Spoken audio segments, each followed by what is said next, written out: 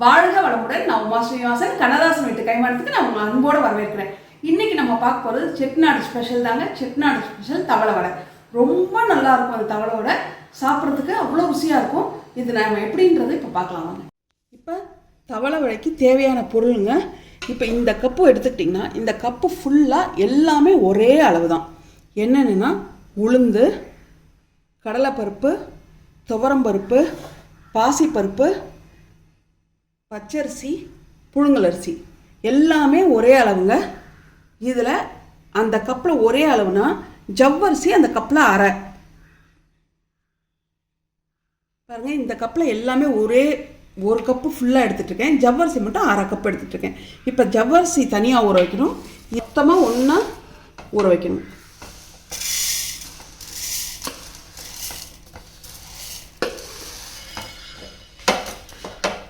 இப்போ இதை ஒரு கழுவிட்டு இதை ஊற வச்சுக்கலாம். அதே மாதிரி ஜவ்வரிசியை தனியாக ஊற வச்சுக்கலாம்.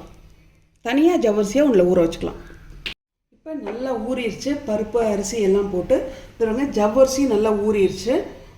இப்போ மிக்சியில் 4 வரமிளகா போட்டிருக்கேன். 4 வரமிளகா போட்டிருக்கேன். உங்களுக்கு காரம் கொஞ்சம் வேண்டாம், இன்னும் கொஞ்சம் கூட 2 போட்டுக்கலாம். சோம்பு 1 ஸ்பூன் போட்டிருக்கேங்க. இப்போ இதோட கொஞ்சம் கருவேப்பிலை சேர்த்துக்கிறேன். சேர்த்துட்டு இப்போ கொஞ்சம் இதை முதல் இதை போட்டு ஒரு அடி அடிச்சிடலாம் மிக்சியில். இப்போ பாருங்கள், மிக்சியில் நல்லா அடிச்சுக்கிட்டேன். இதை தண்ணியை வடிச்சிட்டு இதை போட்டுடலாம்.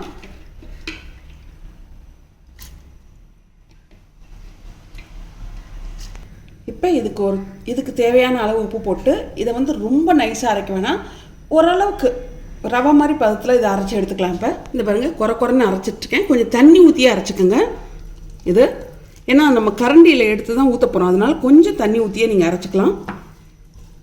பவுலில் மாற்றிட்டு கொஞ்சம் இந்த இதை கழுவி இந்த தண்ணி இதில் ஊற்றிக்கலாம். இதை ஜவ்வரிசி வச்சுருக்கோம் இல்லைங்க, அதையும் புளிஞ்சு போட்டுக்கலாம். ரொம்ப புளியணும்னு அவசியம் இல்லைங்க, சும்மா அப்படி எடுத்து போட்டுக்கிட்டிங்கன்னா போதும்.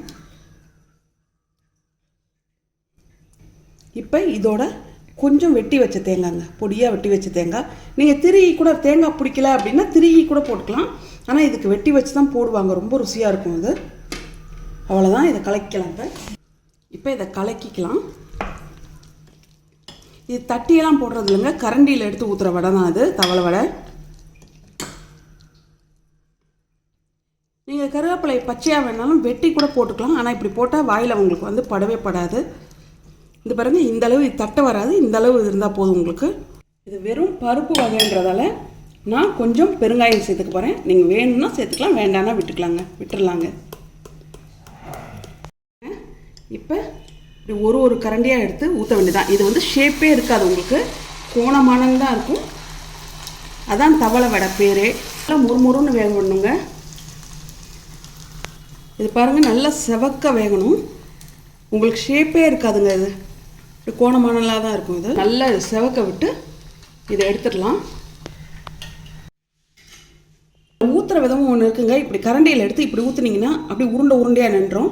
எடுத்து கரண்டியில் இது வருங்க, இப்படி ஊற்றுனீங்கன்னா உங்களுக்கு அது கொஞ்சம் ரொம்ப உருண்டையாக இல்லாமல் வரும். இந்த பாருங்கள்,